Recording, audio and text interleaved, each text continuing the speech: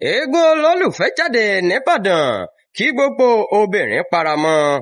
Olùbàdàn ti ìlú Ìbàdàn ọba Rashidi Ládọjà ti gba Eegun Oloolu àti àwọn olùsìn rẹ̀ nímọ̀ràn láti yàgò fún ìwà ipá bí ayẹyẹ ọlọ́dọọdún Oloolu yóò ṣe bẹ̀rẹ̀ ní ọjọ́ Ajé tí í ṣe ọjọ́ 17 oṣù keje ọdún 2026. Nínú àtẹ̀jáde kan tí akọ̀wé ìròyìn rẹ̀ Olóyè Ayọ̀adé Olúwagbémiga fi síta, ọba Ládọjà kìlọ̀ fún Oloolu àti àwọn olùsìn rẹ̀ pé kí wọ́n má ṣe ohunkóhun tó lè dá rògbòdìyàn sílẹ̀ nípìnlẹ̀ náà.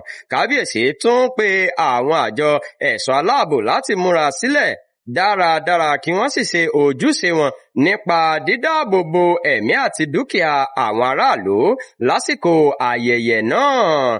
Ọba Ládọjà tún gba àwọn obìnrin tó wà ní agbègbè tí egungun Oloolu yóò ti kọjá nímọ̀ràn láti fìdí mọ́ ilé sí pàṣẹ pé ìbílẹ̀ kò fún àwọn obìnrin láàyè láti rí eégún ọ̀hún. Ní ọjọ́ Ajé, Oloolu yóò gbàdúrà fún Olúbàdàn, àwọn ọmọ ìgbìmọ̀ rẹ̀, àwọn ọmọ Ìbàdàn àti gbogbo àwọn olùgbé ilé ọ̀hún.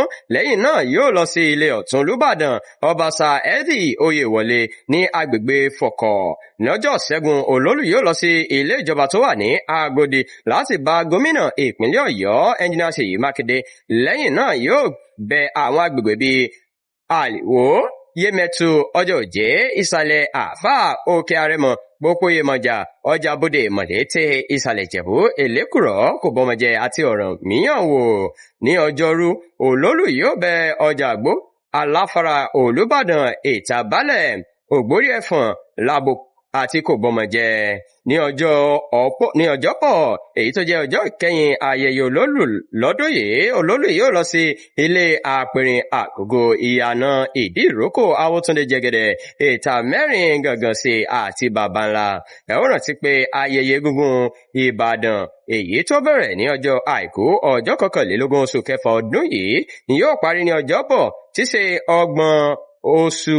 ọgbọ̀njọ́ oṣù keje pẹ̀lú ìparí ìrìn àjò Oloolu sí àwọn agbègbè pàtàkì nǹkan ní Ìbàdàn láti rawọ́ ẹ̀bẹ̀ sí Ọlọ́run àti láti gbàdúrà fún àlàáfíà, ìṣọ̀kan, ààbò, ìlọsíwájú àti ìdàgbàsókè ìlú Ìbàdàn.